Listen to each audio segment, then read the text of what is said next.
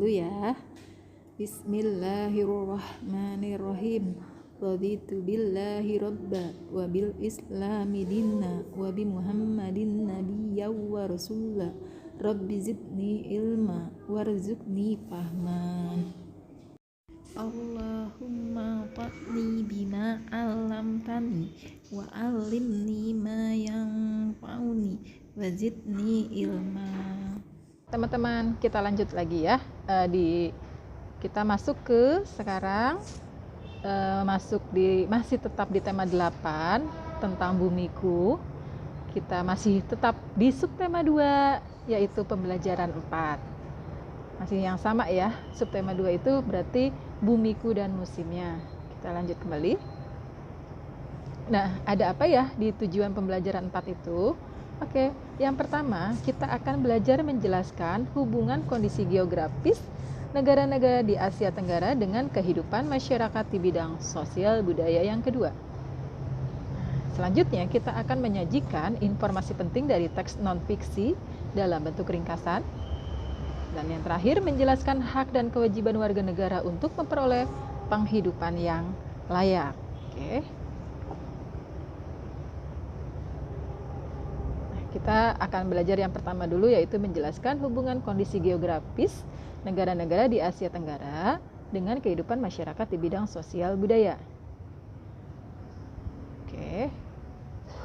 Nah, secara geografis, Asia Tenggara terletak di antara dua samudra, yaitu Samudra Hindia dan Samudra Pasifik, serta terletak di antara dua benua, yaitu benua Asia dan benua Australia. Oke, kita lanjut dulu. Oke, beberapa kondisi geografis seperti dataran tinggi dan dataran rendah itu sangat berperan dalam pemenuhan kebutuhan hidup bagi negara-negara ASEAN. Oke, di sini contoh pengaruh kondisi geografis dalam kehidupan sosial budaya di salah satu negara kawasan Asia Tenggara yaitu Singapura. Oke, kita akan belajar dulu tentang kondisi keadaan sosial budaya negara Singapura. Oke. Nah, ada yang tahukah? Ini adalah ikon yang dimiliki oleh Singapura, namanya patung Merlion. Oke. Di Singapura itu adalah negara yang terletak di semenanjung Malaya. Secara astronomis, wilayah Singapura terletak di antara 10 derajat 15 lintang sampai 15 lintang utara dan 10 derajat 35 lintang utara dan antara 103 derajat 40 bujur timur sampai 104 derajat bujur timur. Nah, iklimnya yang ada di Singapura itu sama seperti di negara Asia Tenggara lainnya, yaitu yang beriklim tropis dengan suhu rata-rata sekitar 25 derajat sampai 26 derajat. Berdasarkan letak geografisnya, negara yang terdekat dengan Singapura adalah Indonesia dan Malaysia. Singapura terpisah dari Indonesia oleh Selat Singapura dan dari Malaysia oleh Selat Johor. Oke, itu sekilas tentang keadaan sosial budaya negara Singapura. Kemudian letak negara Singapura itu sangat strategis karena terletak di jalur silang pelayaran internasional. Kenapa di jalur silang pelayaran internasional? Yaitu Singapura menjadi pelabuhan transit bagi pelayaran internasional. Kegiatan transit pelayaran internasional itu salah satu kegiatan pelabuhan tersibuk di dunia. Singapura memiliki luas hampir sama dengan luas kota Jakarta, yaitu sekitar 693 km persegi. Dengan luas tersebut, Singapura menduduki peringkat ketiga sebagai negara dengan luas sebagai negara dengan luas terkecil di Asia Tenggara. Bentang lahan Singapura itu dari pulau-pulau kecil dan juga bukit. Oke. Penduduk Singapura itu merupakan penduduk campuran dan pendatang yang berasal dari suku Tiongkok, Melayu, India, Arab, Peranakan, dan bangsa lainnya. Istilah peranakan itu mengacu pada keturunan campuran orang-orang Tiongkok dan Melayu. Akibat penduduk yang beragam dan didorong oleh wilayah Singapura yang merupakan bekas jajahan Inggris, maka bahasa yang digunakan di negara Singapura adalah bahasa Inggris. Budaya Asia dan Eropa itu tercampur dalam pola kehidupan masyarakat Singapura, baik dari arsitektur, bangunan maupun dari pola kebiasaan hidup masyarakatnya. Nah, itu sekilas tentang keadaan sosial budaya negara Singapura. Baik teman-teman, sekarang kita lanjut ya. Nah, sekarang kita lanjut keadaan sosial budaya negara Indonesia. Oke, kita lihat Indonesia itu, kita ambil ikon yang terkenal adalah Monumen Nasional atau Monas. Nah, ini adalah salah satu ikon negara atau ikon yang dimiliki oleh negara kita, yaitu Indonesia. Nah, Indonesia memiliki kondisi geografis dengan wilayah yang luas berupa kepulauan. Setiap pulau memiliki kenampakan alam yang berbeda-beda, dan itu menyebabkan Indonesia memiliki suku bangsa serta kebudayaan yang beragam. Setiap suku bangsa di Indonesia itu memiliki kebudayaan yang khas, seperti ragam tari tradisional, rumah adat, pakaian tradisional, alat musik tradisional, serta makanan khas daerah. Indonesia mengakui 6 agama resmi, yaitu Islam, Kristen, Katolik, Hindu, Buddha, dan Konghucu. Kondisi geografis mempengaruhi pola interaksi masyarakat Indonesia. Masyarakat di wilayah dataran tinggi biasanya membentuk pola pemukiman berkelompok sesuai sumber air. Masyarakat di dataran rendah dan pesisir pantai membentuk pola pemukiman memanjang mengikuti garis pantai atau garis sungai. Di daerah dataran rendah biasanya banyak dibangun wilayah perkotaan dan perindustrian. Oke, itu adalah sekilas tentang kondisi sosial budaya negara Indonesia. Nah, teman-teman, sekarang Ibu akan menambahi keadaan sosial budaya negara Filipina yang pada pembelajaran kalau di buku itu pada pembelajaran ketiga, oke. Di sini ada ikon yang Ibu ambil, salah satunya yang terbaru. Ikon di Filipina itu adalah Trump Tower, oke. Nah, Ibu akan membacakan sekilas tentang kondisi sosial budaya negara Filipina. Filipina adalah salah satu negara di kawasan Asia Tenggara yang berbentuk kepulauan. Oke, secara astronomis, Filipina itu terletak di antara 5 derajat 20 lintang utara sampai 21 derajat lintang utara, dan di antara 117 derajat bujur timur sampai 126 derajat 30 bujur timur. Nah, iklimnya di negara Filipina itu sama dengan sebagian besar iklim di negara Asia Tenggara. Sama seperti tadi Singapura, Indonesia, Filipina pun sama beriklim tropis dengan suhu rata-rata 25 derajat sampai 28 derajat. Oke. Sini Filipina, sebagian besar penduduk Filipina itu merupakan keturunan dari bangsa Spanyol yang dulu menjajah kawasan tersebut. Oke. Suku keturunan bangsa Spanyol disebut juga suku Mestizo. Oleh karena itu, terdapat perpaduan yang menarik antara budaya barat dengan budaya timur di Filipina. Oke. Filipina memiliki julukan Home of the Green Revolution atau rumah revolusi hijau. Oke. Hal itu karena Filipina berhasil memajukan bidang pertanian dan membangun pusat penelitian padi. Oke. Kita lanjut. Budaya Filipina itu sangat dipengaruhi oleh budaya Spanyol yang selama lebih dari 3 abad menjajah negara tersebut.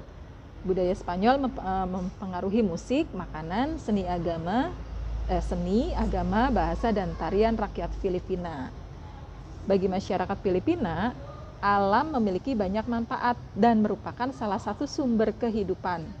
Hal ini dapat dilihat dari penggunaan pakaian adat bangsa Filipina yang terbuat dari bahan alam. Pakaian adat laki-laki Filipina itu dinamakan barong Tagalog. Itu dibuat dari kain yang dihasilkan dari serat batang pisang dan daun nanas. Sementara pakaian adat perempuan disebut gaun yang disebut gaun Maria Clara yang dihasilkan dari serat batang kelapa. Oke, teman-teman, itu adalah sekilas keadaan sosial budaya negara Filipina. Kita lanjut ya, teman-teman. Nah, sekarang hubungan kondisi geografis dengan kehidupan sosial budaya masyarakat Singapura. Oke. Kita lihat lagi. Nah, di sini ada pengaruh kondisi geografis ya. Pengaruh kondisi geografis dengan kehidupan sosial budaya masyarakat Singapura. Oke, teman-teman, sekali lagi di sini ada hubungan kondisi geografis dengan kehidupan sosial budaya masyarakat Singapura. Nah, di sini ada tabel pengaruh kondisi geografis dengan kehidupan sosial masyarakat Singapura. Kalian isi hubungan kondisi geografisnya ya pada tabel berikut.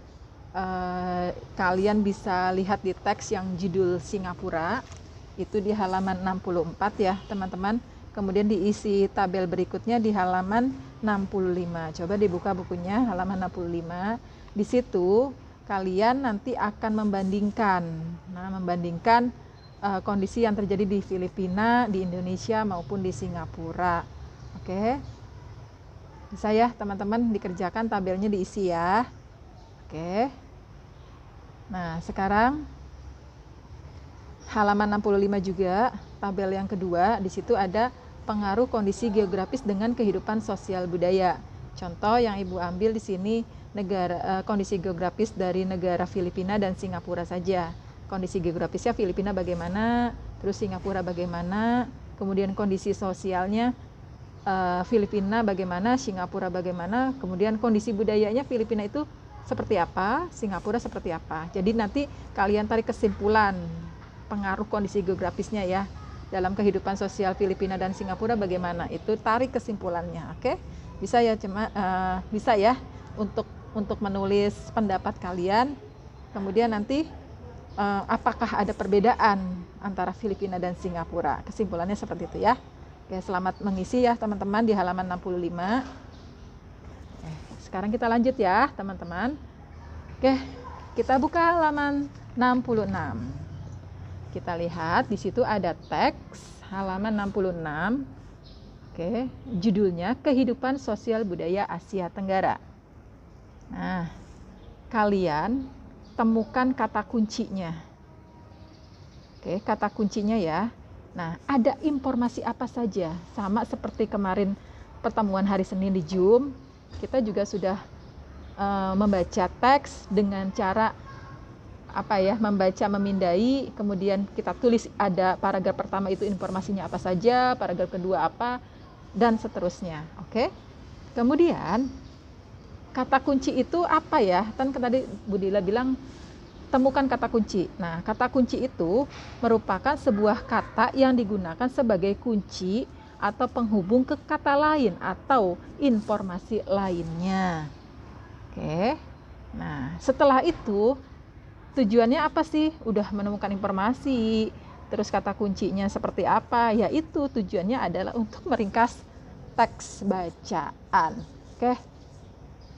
Bisa ya teman-teman ya. Jadi meringkas itu beberapa tahap. Kita lanjut ya teman-teman. Kita lanjut. Di sini menjelaskan hak dan kewajiban warga negara untuk memperoleh penghidupan yang layak. Oke. Setiap warga negara di Indonesia berhak untuk hidup dengan layak. Hal tersebut tercantum dalam Undang-Undang Dasar Negara Republik Indonesia tahun 1945 pasal 27 ayat 2 yang bunyinya tiap-tiap warga negara berhak atas pekerjaan dan penghidupan yang layak bagi kemanusiaan. Oke. Di sini isi pasal tersebut juga bermakna bahwa setiap warga negara yang ingin hidup secara layak wajib berusaha untuk mencapai tujuan tersebut. Negara memiliki kewajiban untuk menyediakan lapangan pekerjaan bagi warga negaranya. Sedangkan warga negara berkewajiban untuk berusaha bekerja sebagai bentuk dari tanggung jawab terhadap diri sendiri. Oke. Kita lanjut lagi. Nah, perwujudan dari sikap tanggung jawab dapat kita lihat di sekitar kita dalam kehidupan sehari-hari. Sikap seorang kepala rumah tangga yang mencari nafkah untuk keluarganya atau seorang pemuda yang berjualan untuk memenuhi kehidupan sehari-hari itu merupakan bentuk sikap tanggung jawab. Nah, ini ada salah satu contoh kondisi di pasar buah, kios buah ya teman-teman. Oke. Nah, ini berdagang. Berdagang itu merupakan salah satu cara loh ya. Salah satu cara untuk memenuhi kebutuhan hidup. Dengan hasil berdagang, otomatis kita menghasilkan atau memperoleh pendapatan. Nah, pendapatan itu bisa dimanfaatkan untuk memenuhi kebutuhan hidup.